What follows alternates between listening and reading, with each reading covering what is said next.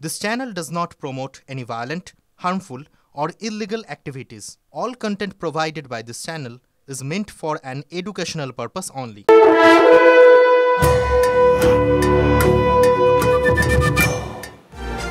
আর আজ ধূপগুড়িতে ভোট প্রচারে অভিষেক বন্দ্যোপাধ্যায় জলপাইগুড়ি লোকসভা কেন্দ্রের তৃণমূল প্রার্থী নির্মল চন্দ্র রায়ের সমর্থনে সভা করবেন তিনি। সভার পাশাপাশি জলপাইগুড়িতে টর্নেডোয় ক্ষতিগ্রস্তদের সঙ্গে দেখাও করবেন তৃণমূলের সর্বভারতীয় সাধারণ সম্পাদক।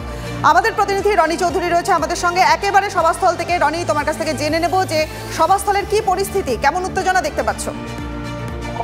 রনিপা, দেখো এখনো সভার অনেকটাই দেরি রয়েছে, তার ফলে কিন্তু এখনো দলীয় কর্মী সমর্থকরা সেভাবে আসেনি। গতকাল রাতে ঝড়ো হওয়ার কারণে কিছুটা ক্ষতিগ্রস্ত হয়েছিল অভিষেক বন্দ্যোপাধ্যায়ের সভার কিছু ব্যানার, পোস্টার এবং সেগুলো সারাইয়ের কাজ এই মুহূর্তে চলছে। এবং সেই সাথে বলে রাখতে চাইবো যে আজকে অভিষেক বন্দ্যোপাধ্যায়ের এই সভা খুবই গুরুত্বপূর্ণ, কারণ আমরা জানি যে লোকসভা নির্বাচনে যিনি প্রার্থী হয়েছেন নির্মল চন্দ্র রায়, তিনি কিন্তু ধূপগুড়ি বিধানসভা বাই ইলেকশনে জিতেছিলেন এবং সে তারপরেই কিন্তু তাকে আবার প্রার্থী করা হয়। কারণ অভিষেক বন্দ্যোপাধ্যায় যখন নির্বাচনী প্রচারে এসেছিলেন শেষবার ধূপগুড়িতে, তখন কিন্তু ধূপগুড়িকে মহকুমা করার প্রতিশ্রুতি দিয়েছিলেন এবং তারপর ধূপগুড়ি মহকুমা হয়েছে এবং যার ফলেই কিন্তু এখানে মুখ্যমন্ত্রী সভা হওয়ার কথা থাকলেও তার পরিবর্তে কিন্তু অভিষেকের সভা নিয়েছে দলীয় কর্মী। এমনটা আমার সঙ্গে তৃণমূলের নেতা রয়েছেন, আমরা তার থেকে জানবার চেষ্টা করবো আজকে অভিষেক বন্দ্যোপাধ্যায় কি কর্মসূচি রয়েছে এবং তিনি সভায় কটায় আসবেন এবং তারপর কোথায় যাবেন। আমাদের কাছে কিছুক্ষণ খবর আছে, আমাদের সভাস্থল বিকেল 4টায় শুরু হবে এবং আমাদের প্রস্তুতি আপনারা দেখতেই পাচ্ছেন প্রায় শেষ লগ্নে।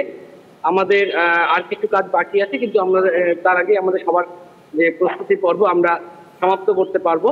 এবং আমরা আমাদের যে দলীয় কর্মীরা আছেন আমাদের জলপাইগুড়ি এই 3SC যে লোকসভা কেন্দ্রে সমস্ত দলীয় কর্মীরা তারা যথাসময়ে উপস্থিত হবেন এবং কানায় কানায় আমাদের মাঠ ওড়িয়ে অভিষেক বন্দ্যোপাধ্যায় ধূপগুড়ি সভার পাশাপাশি আর কোথায় যাবেন?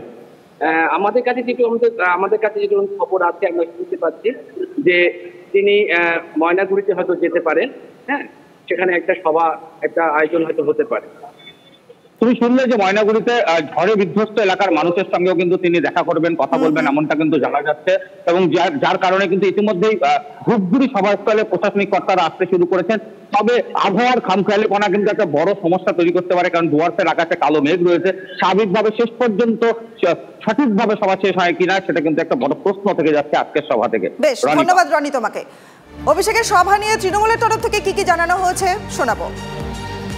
মানুষের আনন্দ করার জন্য টাকা দেওয়া হচ্ছে, অথচ আবার বলছি তাদেরকে যোগ্য সম্মান দিয়ে বলছি হোক সেখানে, কিন্তু গৃহহীন মানুষদের গৃহ ছাড়া করে রেখে দিয়ে তাদেরকে বাড়ি তৈরি করার পারমিশন দিচ্ছে না।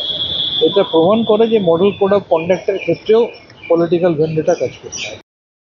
পশ্চিমবঙ্গে ভোট হয় প্রো পিপল বা অ্যান্টি পিপলে, মানুষের পক্ষে মমতা এবং মানুষের বিপক্ষে অন্যরা, এইভাবে ভোট হয়।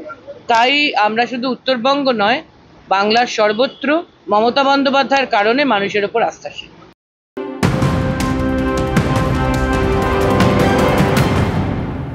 এবার একটা অত্যন্ত গুরুত্বপূর্ণ আপডেট। তাপপ্রবাহের মোকাবিলায় প্রধানমন্ত্রীর নেতৃত্বে প্রস্তুতি বৈঠক।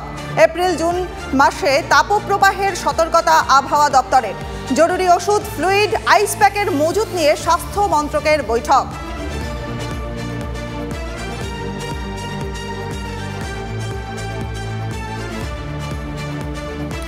নিত্য নতুন ভাষা, তৃণমূল প্রার্থী কীর্তি আজাদকে বিঁধতে গিয়ে এবার নতুন ভাষা প্রয়োগ করলেন বিজেপি প্রার্থী দিলীপ ঘোষ।